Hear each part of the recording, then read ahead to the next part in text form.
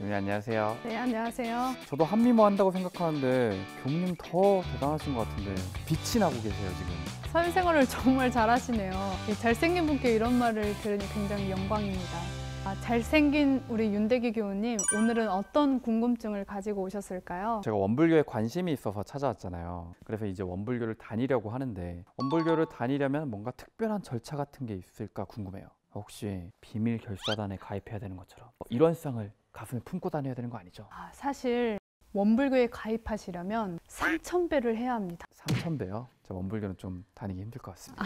장난이에요. 그러면 다니려는 사람이 많지 않겠죠. 이 원불교에 정식으로 다니려면 입교를 하셔야 합니다. 입교를 하게 되면 원불교에서는 원불교 교도가 됐다라고 이야기를 해요. 교도라고요? 보통은 신도, 신자라고 하지 않나요? 교도라니까 뭔가 좀 어색한데 교도는 무슨 의미예요? 일반적으로 잘 쓰지 않는 단어이다 보니 그럴 수 있어요. 원불교에서는 원불교의 가르침을 배워서 실천하기 위해 노력하는 사람을 교도라고 합니다. 이 가르침을 따르는 무리, 종교적 교리를 따르는 무리라는 의미에서 교도라고 하죠. 보통 종교를 믿으면 신도라고 하는데 왜 헷갈리게 교도라는 표현을 쓴 걸까요? 그렇죠. 이 보통 종교를 믿는 사람들은 믿는 자라는 의미에서 신자라고 하거나 믿는 무리라는 의미에서 신도라고 하죠. 이 불교 같은 경우에는 부처님의 가르침을 따라서 불자라고도 하고요. 이제 원불교에서는 이 원불교의 교리, 이런 쌍의 진리를 믿고 배워 실천하는 것이 중요하고 또 함께 공부하는 것을 중요하게 생각하기 때문에 이 교도라는 표현을 사용합니다. 이 마음 공부는 혼자서 하기보다는 함께 할 때 더 큰 힘을 발휘하니까요. 그럼 교도가 되려면 교무님 말씀처럼 입교를 하면 되는데, 그런데 천주교 같은 데 보면은 세례를 받는다고 하잖아요. 원불교에도 원불교만의 특별한 의식을 해야 하나요? 맞습니다. 저희 특별한 의식이 있어요. 자, 이 손을 이렇게 모아서 일원상을 만들어준 다음에 이 법신불 사은님 이렇게 외치시면 이렇게 하는 그 교무님, 저 그렇게 바보 아니거든요. 긴장하셨을까봐 농담했습니다. 농담. 이 원불교에 입교하시려면 천주교에서 세례를 받듯이 불교에서 수계를 하듯이 입교식이라는 걸 하셔야 해요. 처음에 입교를 하게 되면 각 교당의 교무님들께서 이제 준비를 해주시는데요. 입교식을 하게 되면 이제 2가지를 받게 됩니다. 왠지 정말 좋은 걸 줄 것 같은데 어떤 걸 주시죠, 교무님? 선물인가요? 엄청난 선물이죠. 어디서는 받을 수 없는 아주 스페셜한 특별한 선물입니다.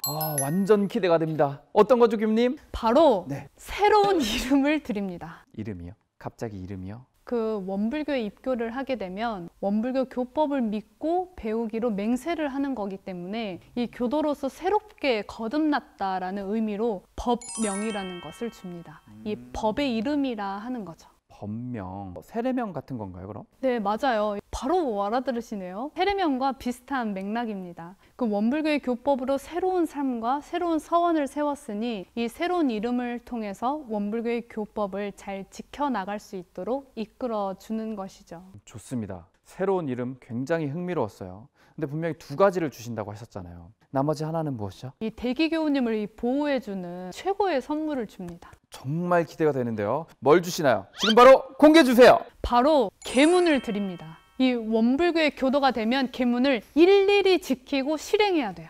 교무님, 계율 이런 거는 보통 하지 말라는 항목 같은 거잖아요. 선물을 달라고 했더니 갑자기 속박과 억압이라니 원불교 너무 멀게만 느껴집니다.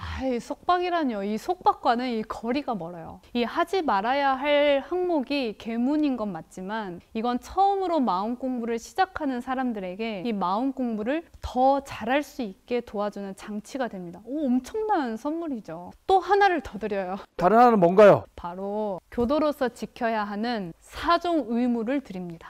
뭘 지켜야 되고 해야 될 것만 너무 많아요. 사종의 의무는 뭔데요? 네, 이제 이 교도 사종 의무는 이제 다음과 같은데요. 첫 번째는 조석신고입니다. 이 아침 저녁으로 일정한 시간을 정해놓고 이 마음으로 저희가 기도를 올리는 것을 이야기하는데요. 이제 보통 새벽 좌선을 하기 전에 그리고 연불을 하고 하루를 마무리하기 전에 법신불 사언을 마음에 모시며 이 묵상으로 기도하는 것을 이야기하죠. 2번째는 법회 출석인데요. 이 의무는 원불교의 교법을 배우기로 마음을 먹은 사람이라면 매주 교당에 나가서 법회를 참석해야 하는 것을 이야기합니다.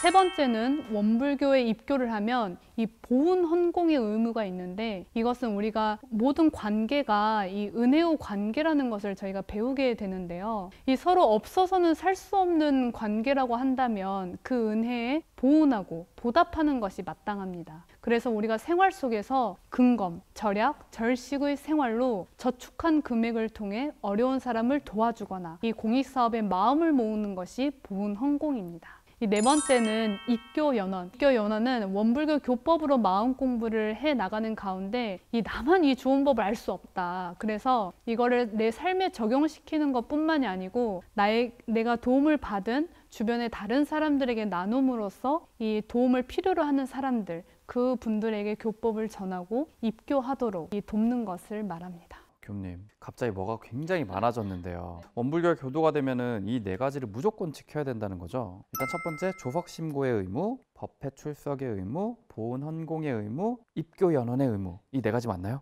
정말 기억을 잘하시네요. 이거 뭐 하나를 말하면 열을 기억하는 훌륭한 학생이 여기 있었군요. 너무 훌륭하십니다. 이 특별한 학생을 위한 특별한 선물 같은 거 없나요? 특별히 대기교우님을 위해서 그 리미티드 에디션 제가 교도증을 드리도록 하겠습니다. 이 원불교 교도가 되면 이런 교도증이 제공이 됩니다. 이 어디서나 이 자신이 그 원불교 교도라는 것을 증명이 가능한 신분증 이렇게 드리도록 하겠습니다. 와, 신난다. 감사합니다, 교수님. 그렇죠. 원불교에 꼭 다니고 싶어지죠? 마음이 넓은 제가 이해를 하도록 하겠습니다. 그런데 법회를 보기 위해 교당에 나오라고 하셨잖아요. 그런데 저는 교당이란 말은 처음 들어봤는데 교회랑 법당이랑 약간 짬뽕된 느낌의 단어인데 교당은 어떤 의미죠? 예리한 감이 있으시네요. 제가 말한 합성어가 맞나요? 아니요. 정말 예리하게 핵심을 잘 피해가세요. 그러면 설명 부탁드립니다. 이 교당이란 사전적 의미로 종교 단체의 신자들이 모여서 예배나 법회를 보는 집을 의미하는데요. 이 원불교에서는 그 장소를 교당이라고 부릅니다. 이 각 지역별로 교당이 존재하고 그 교당에서 이 법요 행사가 진행이 되죠. 이웃 종교인 불교는 절에서 매주 법회가 진행되고, 기독교는 교회, 성당에서는 예배가 진행되듯 원불교는 교당에서 이 법회가 진행이 됩니다. 역시 종교 활동은 주말에 있어야 제격이죠. 주말에 법회 가면 그럼 뭘 얻을 수 있나요? 교무님께서 맛있는 걸 사주시나요?